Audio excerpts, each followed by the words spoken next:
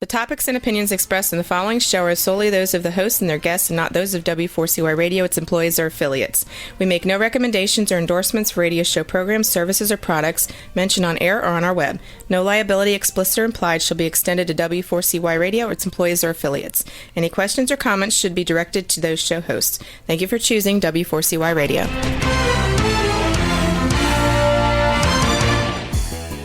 Welcome back, everyone, to the Geeks, Geezers, and Googlization Show, the home of Googlization Nation, where we talk with HR and business thought leaders about the crazy shift going on in the world of business, technology, and HR.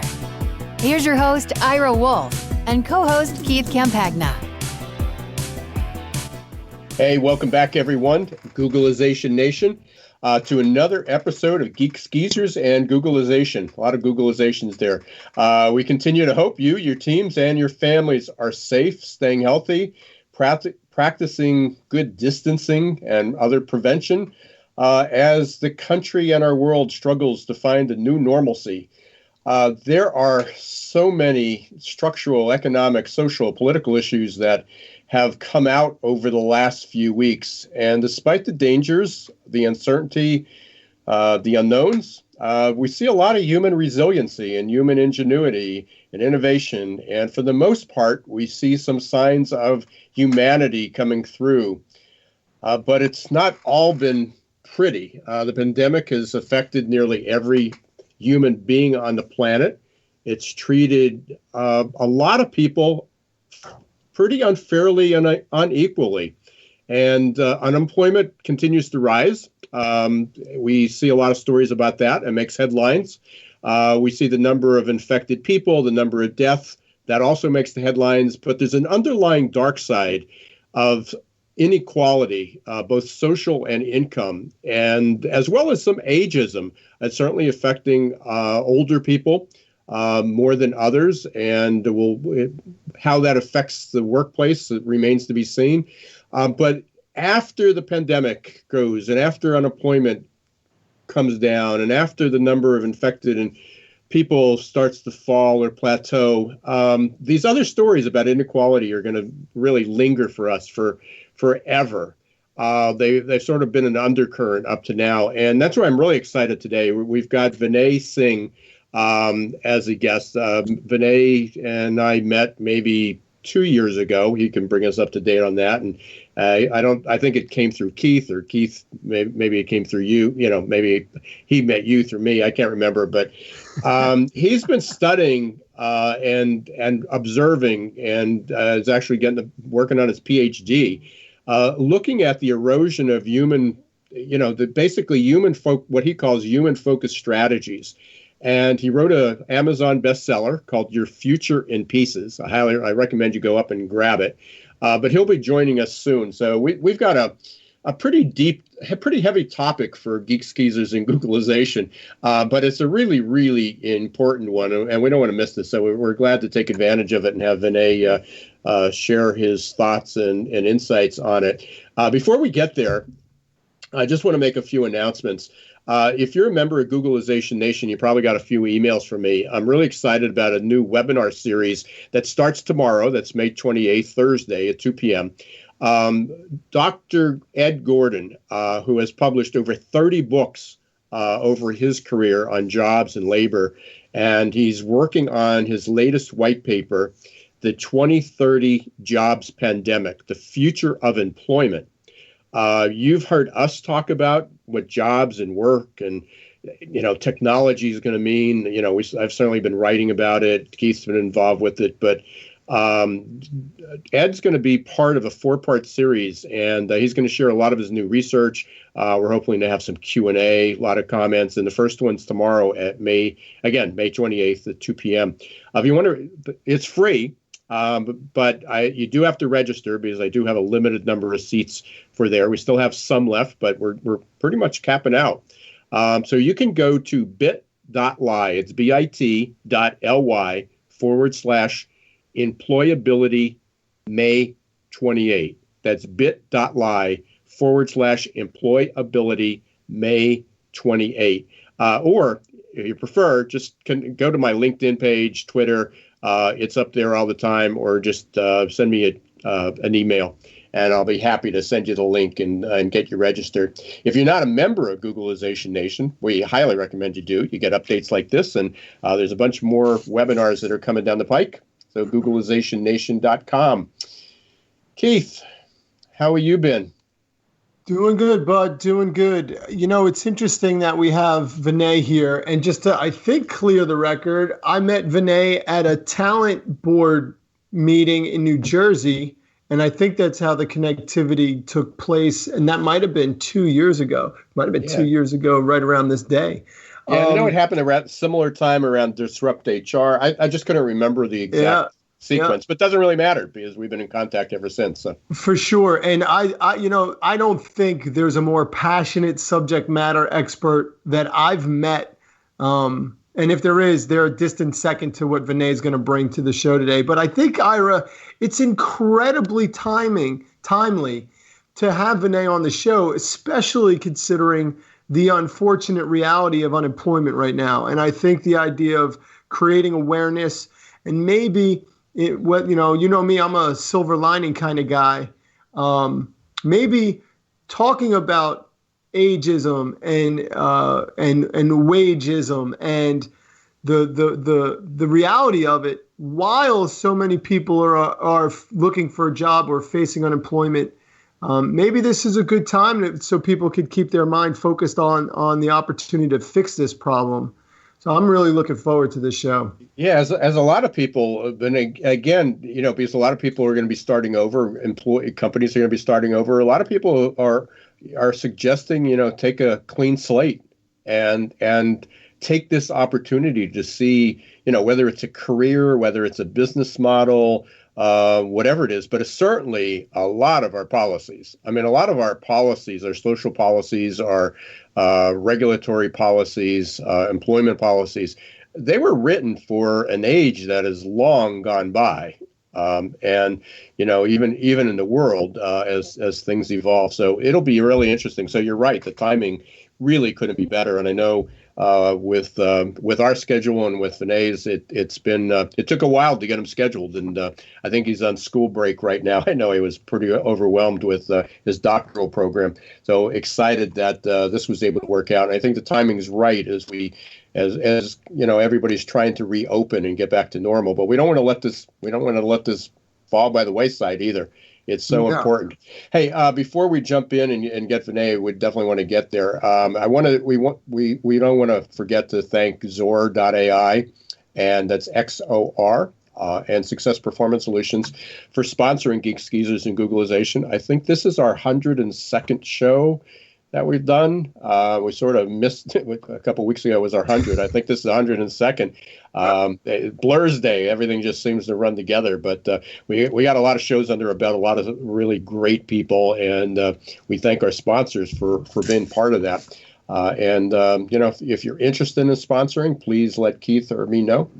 We've got a few slots open, and we'll be looking for our next calendar year as well. So if you got an event, you want to do it for a few weeks, you want to do it for the year, we can help you accommodate that.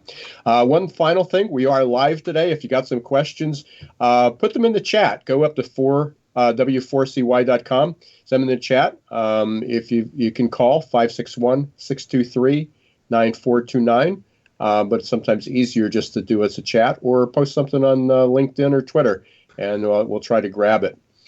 So it's probably worth mentioning that the chat line has been blowing up these last couple of weeks, which is super cool. Really good. Yeah, we might not get to answer your question. Please don't think we hate you. It's just one of those things. Yeah, thanks. Yeah, thanks for that. Again, last week I know we had so many good questions, but we were deep into it in conversation as well. And but if you leave an email or some type of contact information, even after the show, we'll be happy to kind of reach out to you. So I mentioned we want to bring on Vinay at this point. He's been furiously working on his doctoral program, plus doing a lot of other things. But again, his passions are ageism. I think that was the first topic that we had a conversation about, but a lot of it's about income inequality. I'm sure social inequalities are wrapped up in there, and the pandemic really kind of laid that bare. So excited to bring you on, Vinay. You there? Yeah. Hey, guys. How you doing? We're doing Good. well. We're doing well. How and am I correct that you're on a little bit of break from school at this point? Actually, I decided to take the full summer semester, take the advantage of doing a full load this summer because of the unfortunate situation with Corona. So I just started this week. Oh, okay. It started up again already. Started up again. Yep. Good, good. Well, I know you've been working furiously on some of these topics, and we definitely want to pick your brain. So I'm not sure where we start, but I know one of them is on unemployment. I know you've done a lot of work, with that. And I guess one of the questions is, other than the facts are, we got almost 40 million people unemployed. There's probably going to be more each week for at least a few weeks. And then, in the fall with transportation, I've said this a couple times, hundreds of thousands of people employed in the airline industry. They had bailout money, and, they're anticipating they're going to be laying off, half their workforce in the fall. So, we're going to continue to see a lot of people.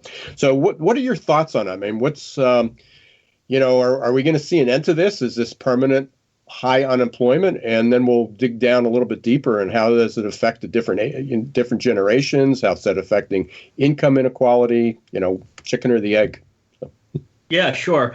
So unemployment is obviously much bigger today than it was. Let's just go back to Q4 of 2019, or just go back to 2018, 2019. I think we had we had statistics that were reporting around unemployment being as low as 3%, right, guys? About 3.5%. We were depending where you, and even much lower than that for college grads and skilled labor. Yeah, for sure. Yeah. So the important thing is what was it really statistically? So we can start there before we jump into Corona 2020. Mm-hmm. I was writing and researching a lot about unemployment and what the real statistics look like. And I was saying, as I do in my book, that it was closer to 10%, even though every month, every quarter, we were getting 3.5%. I was happy to find that Harvard backed up my claims that it was around 10%, actually Q4 of 2019, in a very comprehensive 71-page paper that they did. So unemployment is really bigger than we think, than mainstream people think it is.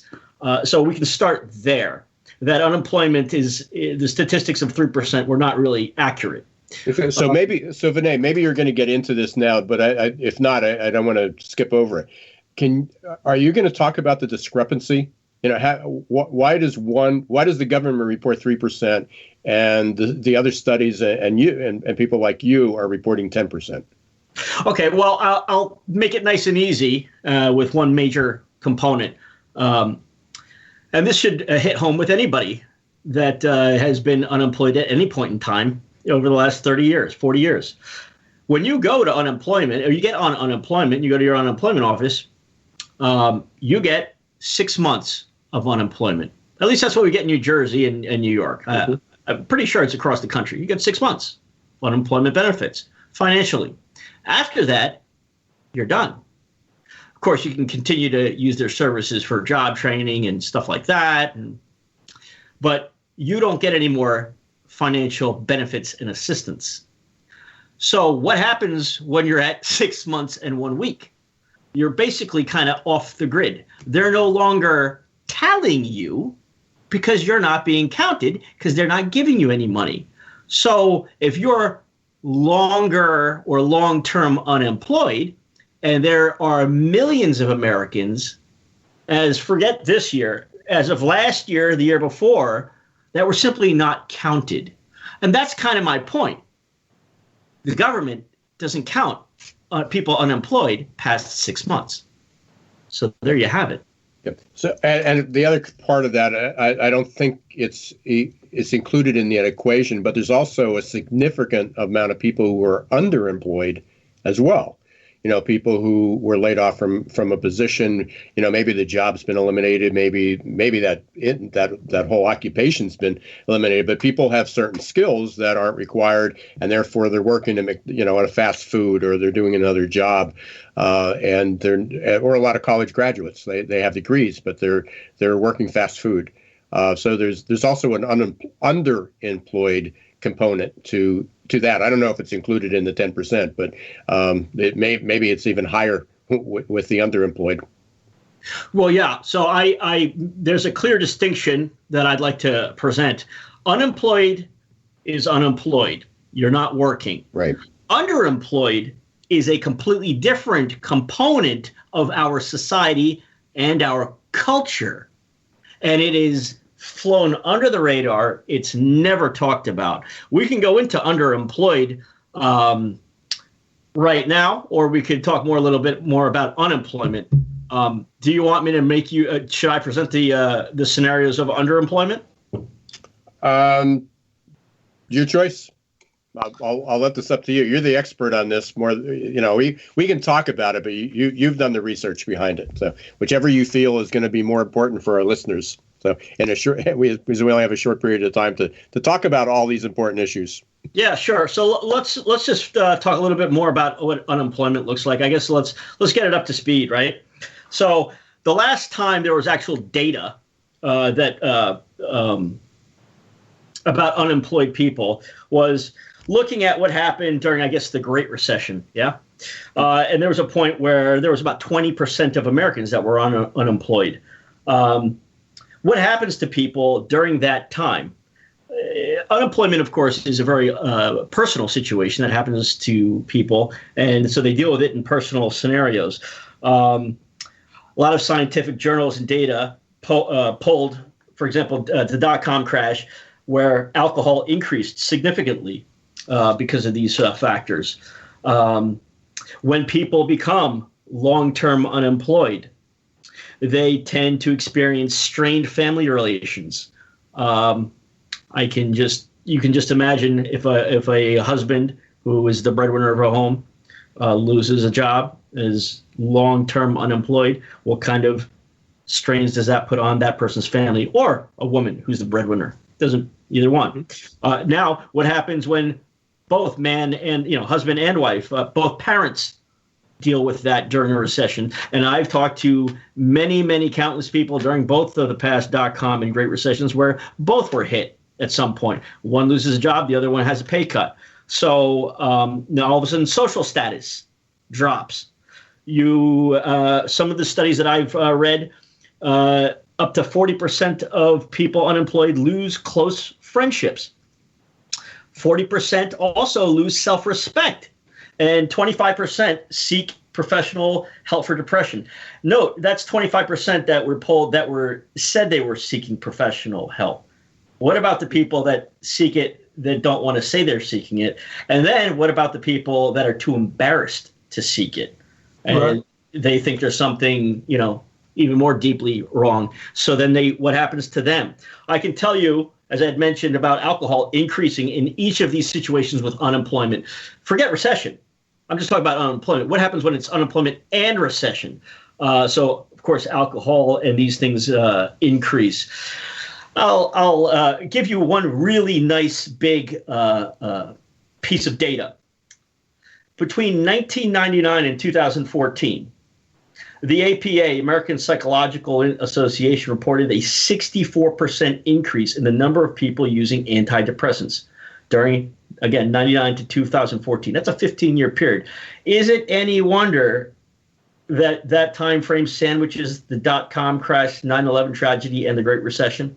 So, we talk about opioid addiction, and we often think, oh, they might be, drug users or younger people. No, they're actually educated, white collar or blue collar, but educated, good, well-to-do mothers, fathers, parents. They're in this 64% increase because of things that they can't control, like recession and unemployment. That's what, a big picture of what unemployment kind of looks like, guys. Yeah, for sure. So, part of that, and I know we're talking about, I know there's a lot in the news now about the coronavirus, impacting lower income, especially from an ethnic group. It's certainly not equal between, with the disparate kind of distribution to Hispanics and blacks. And again, many of the people who were employed in those areas were also the lower wage income earners. A lot of not only the first responders, but the grocery workers, the meatpacking, the manufacturing, the food service. So part of this is also, and this goes back to what we were talking about earlier with the unemployment rate. We had a 3.5%, approximately, give or take 0.1% unemployment rate on the average. But, it was like 5%. It was lowest on record, but it was still about 5% for blacks. Hispanics were, slightly higher, I think. I don't remember the exact numbers. But I know in the Great Recession, where the average unemployment rose to the high sixes, I believe, maybe it hit 7. The unemployment rate for blacks and Hispanics was in double digits. So this isn't, when we talk about averages, it's always a problem because averages are averages.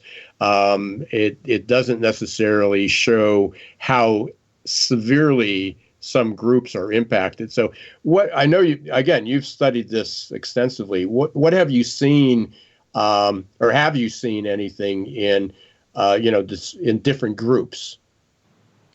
Yeah, and I appreciate that, Ira. So we get a lot of those kinds of statistics, right? And we get that in mainstream news about ethnic and lower income being impacted. But I was in technology, talent acquisition, recruiting from 97 to current. And when you really look at that, I was pulsing on a daily basis, who was blowing up my phones. It was college educated, middle and upper class people. So that's where a bulk of my real world experience came from and how I got interested in this, because we talk a lot about poor, but I'm making a strong case that it's not just them. In fact, it's the silent majority of the middle class, which is where a lot of basically all my experience and research focuses on. So I'm trying to make a case that, first of all, it was never really 3% when we were hearing that it was 3%, because major factual institutions and academics say it wasn't, and I say it wasn't too. So there's that. But two, if ethnic and lower income are being hurt, and they are, we're forgetting about a huge major group, which is the middle class. It is the biggest class, right? There's the top upper class is the top 20, the bottom poverty and lower class is the bottom 20. But that big sandwich, that meat, that steak in between is the middle class. And I'm saying they're the ones that are going to feel a huge rippling effect. And they have each and every time the recession comes and lasts far past what the stock market shows, which is a horrible indicator of anything that we talk about recessions. Because the top 10% of Americans, the rich, the ultra rich billionaire class, they own the vast majority of the stock market. So horrible calculations. But that's what I'm trying to say. I'm saying that you're gonna see a lot of people that are college educated that are going to be displaced. A lot of people that are college educated and they're not living in small town or Rust Belt. I'm talking about the biggest cities and the middle class, all the cities across the entire country. It's that group that's going to be hit just as bad. And they're probably not going to we're not going to hear a lot about them. So Vinay, we're coming up on a break here. But when we come back, I want to push, and I think Keith's got a question too, but I want to push back a little bit on that. Because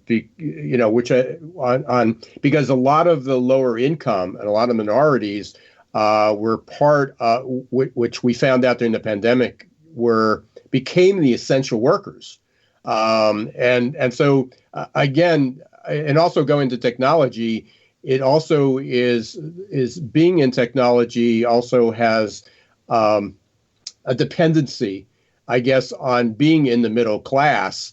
So is some of the data skewed because it's a known fact that basically many of the minorities are lower educated. They don't have the technology skills that need to be put in what, kind of the industry and the area that you were focused in. So I'm going to push back on that a little bit and just get your take on it. I'm not sure either of us are right or wrong, but that's what this conversation's about. And if anybody has any opinions, if anybody has heard anything that they agreed with or disagree with, please let us know. Throw it in the chat. Put it on LinkedIn or challenge us afterwards. But in the meantime, you've been listening to the Geeks, Geezers, and Googlization show. We got our guest, Vinay Singh. We've been talking about unemployment. We've been talking about the inequalities of unemployment and the underreported underemployment. Pretty big gap just a few months ago between 3.5% and 10%. So we'll be picking that up as we come back from the break. We're going to hear from our sponsors, Zor.ai, that's XOR.ai, and Success Performance Solutions. So stay right where you are. We'll be right back.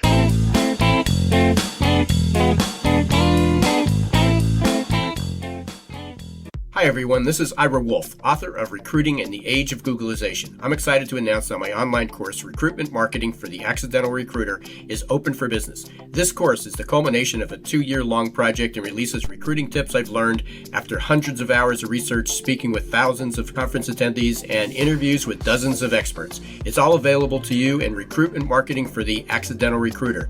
To receive more information or get started, visit our website at www.successperformancesolutions.com and click on the tab Recruitment Marketing for the Accidental Recruiter. Imagine how your company would grow if your candidate experience earned a 99% approval rating. Well, to get to 99%, you need the 3 best letters in recruitment technology, XOR. Zor's text bots, chat bots, and audio bots increased IKEA's candidate conversion rate 455%. Zor decreases candidate drop-off rates, improves your candidate experience, and collects analytics for future strategies. To learn more, check out Zor.ai, that's XOR.ai.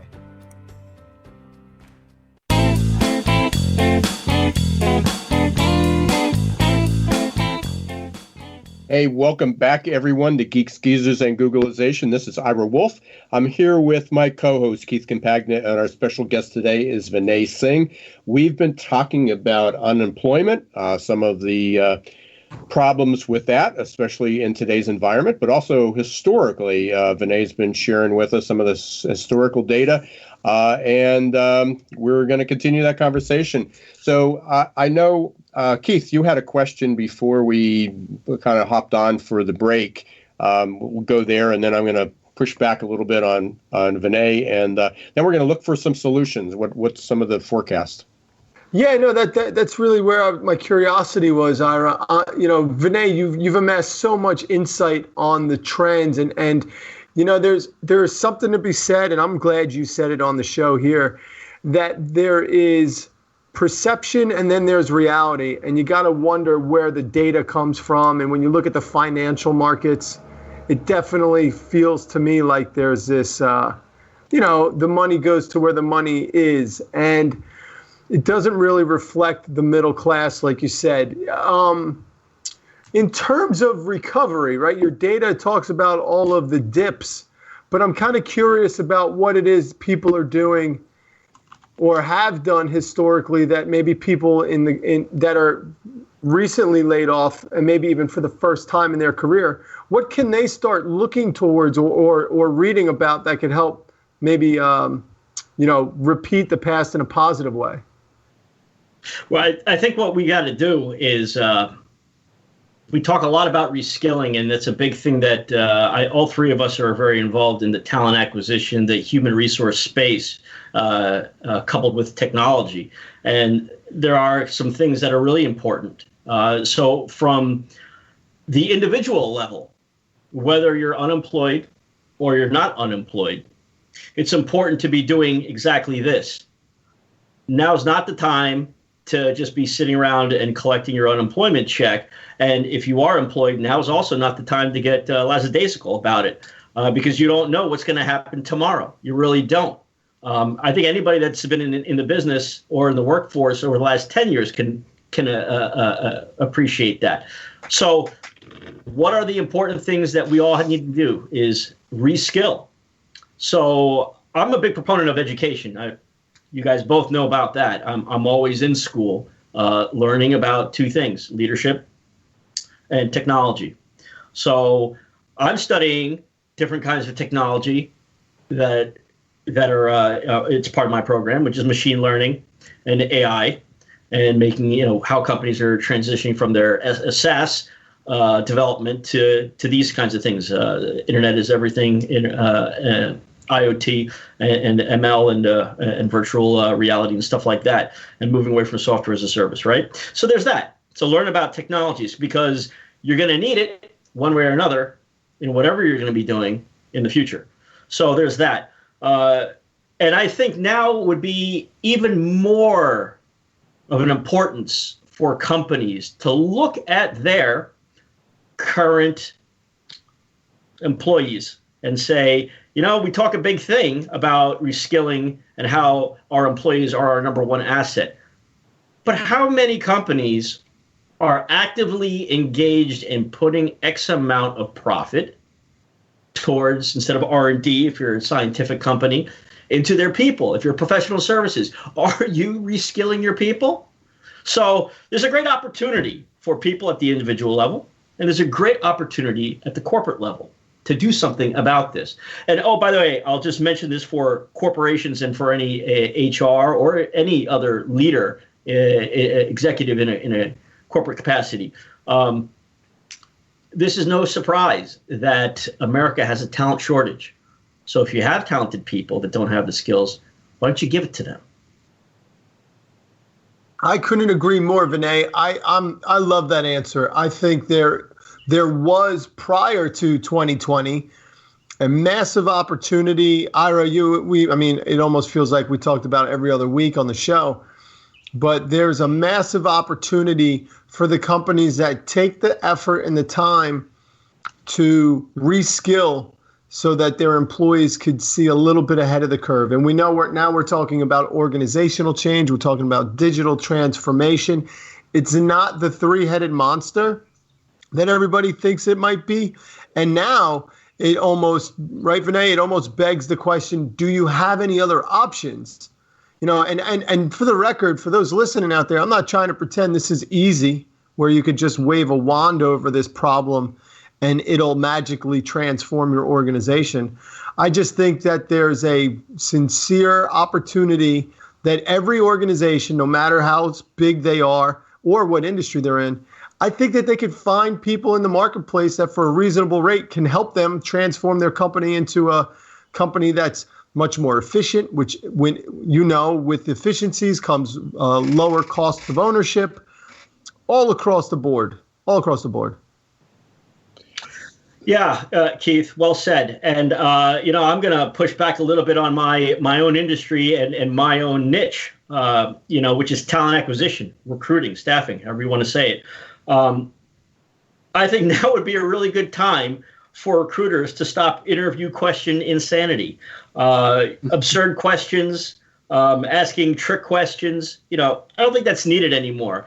I've worked with, and I'm not going to say names, but some of the top companies all over the world.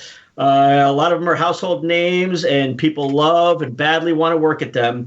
I was inside their culture, and I heard, candidates come back and said, if you were dropped off on Mars, what would be the one thing that you'd pack? Why do you ask these kinds of questions on one of the most stressful scenarios that any human being goes through, including you, Mr. Hiring manager that's doing the interviewing? Is it for entertainment, or are you really looking to find somebody that has a lot of good qualities that you're really looking for?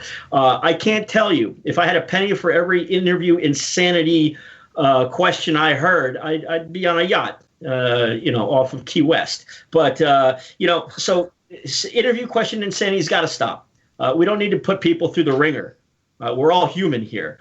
And going through the interview process is one of the most stressful things behind death and divorce, believe it or not. Mm-hmm. I'm not even kidding. That people go through. It's extremely stressful. So don't make it like that. So HR and talent acquisition, they need a reset on a lot of those kinds of components and the processes and policies that we incorporate and that we execute. Because a lot of the execution is not well done, and I've watched this time, year in year out, decade in, decade out. So I've got a very comprehensive plan for that. Anyways, if anybody wants to reach out and discuss that, but that's a big thing. Let's stop that kind of stuff, and let's also stop focusing on what did you do last. What have you done that are major accomplishments? Talk about it. I can tell you that one time I was on an interview and I was discussing some of my leadership background, and they're like, "Oh, wow, I don't see that on your current position." And I'm like, "Oh, no, it was 2 positions down." And they're like, "Oh, we don't look at anything past the first 2 positions." Really? When did skills and soft skills and accomplishments go stale? It's not like bread or broccoli. I don't know. So there's a lot of things that we can do in the industry, and they're quick fixes. They're actually logical fixes. So it's pretty interesting. And Keith, 2 weeks ago we had Declan Murphy from All Sorter, which, by the way, was one of the most popular shows we had. But Vinay, we talked a lot about interviewing. I mean, that's what his company does, the technology, and on basically beyond parsing the resume, but way beyond that. But he was sharing some research that he has, and based on other research, that the traditional interview is maybe 50% successful at predicting somebody, which is as good as flipping a coin. The bigger problem is it's not only asking the wrong questions like you were asking, or irrelevant questions that don't really they may be interesting answers, but they don't really tie into the success of the person. Even Google stopped doing that, years ago. I mean, that was the big thing. Everybody had these great questions from Google. And then, they said, "Oh, we're not even doing that anymore," because it didn't relate to the success on the job. So I couldn't agree with you more on that. The other interesting thing that you said, by the way, and I talk about this all the time, the study of where job change, and can you imagine where it is now? Job change on a scale of 1 to 100 had a rating of 36. Now, that may not seem to be a lot, but 37 was the death of a friend. So the stress incurred by the death of a friend rated the same way as the stress in changing a job. So I talk a lot about that, not necessarily from COVID or interviewing, but just saying this is why companies need to change their brand, their interview process, how they treat people, their behaviors, because people just give up because it's just too darn stressful. I hate my job, but it's worse making a change. Now, all these people are thrown into the mix. So there's a real opportunity for companies to change the way they hire and recruit, because there's a lot of really good people out there that are looking for a change, but don't make it so ridiculously hard by doing stupid, as you said, stupid questions and, just an insane process. So the other thing is reskilling. You were talking about it. There's a real opportunity there for both companies and employees and individuals. Everywhere from Stanford and Harvard and MIT down to Coursera is offering free courses. Learn a new skill, become better at Excel, learn how to use Word, learn how to become a leader, a manager, better communicator.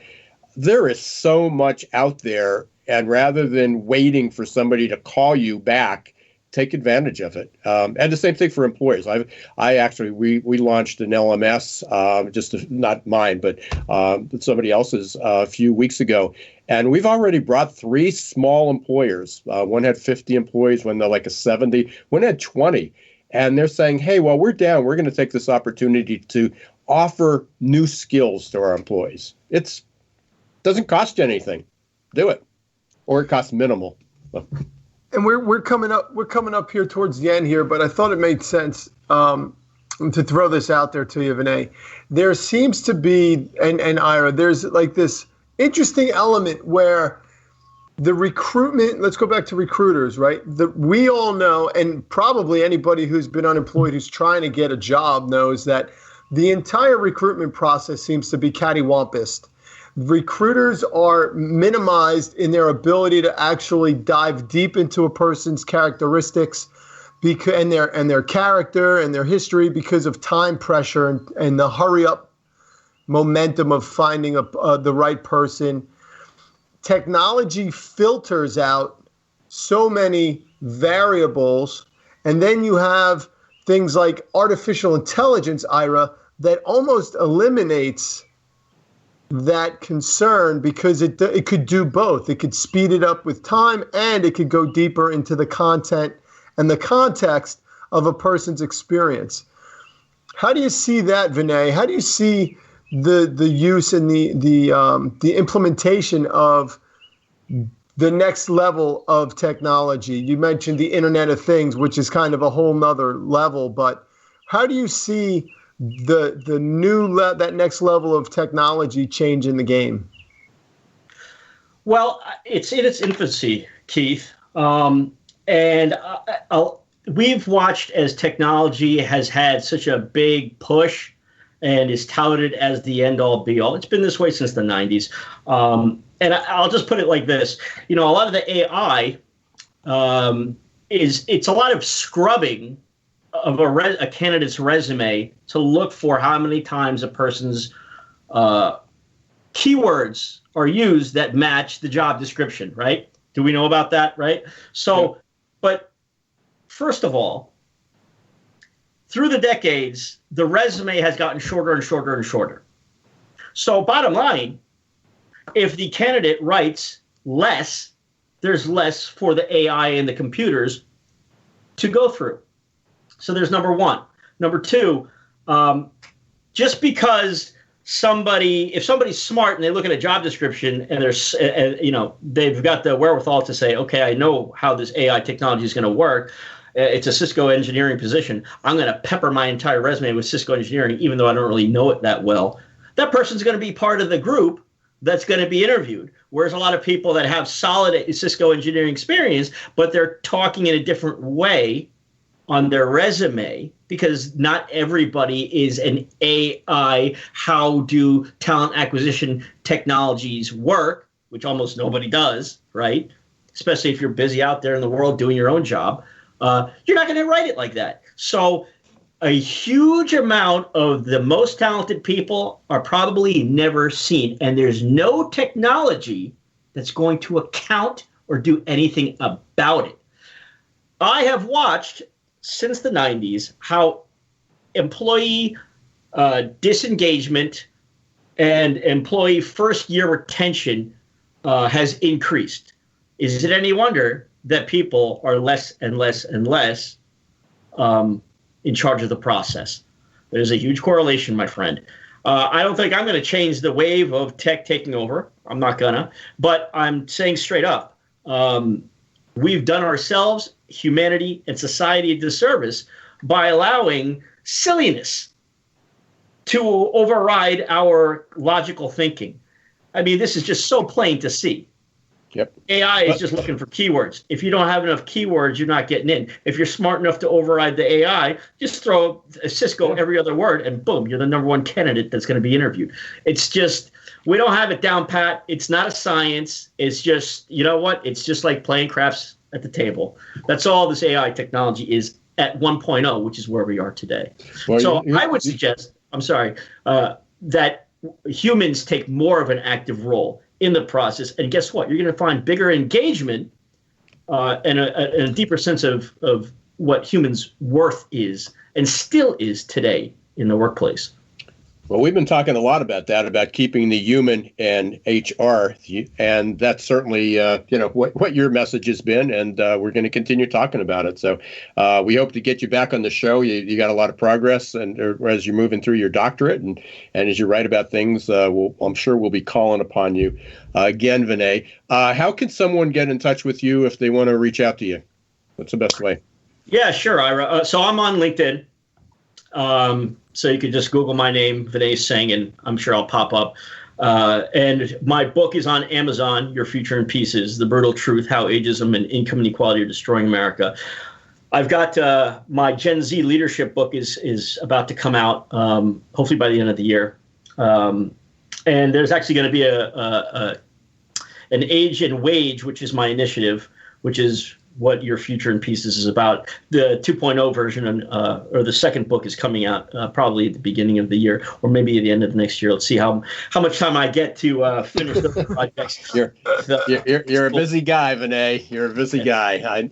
I know that. So hey, I appreciate you taking time out. Good luck in your studies and everything else. We'll look forward to getting the book. And for anybody interested, you can go up to Amazon and look for The Future in Pieces, and you can go to LinkedIn and look for Vinay Singh. It's Singh.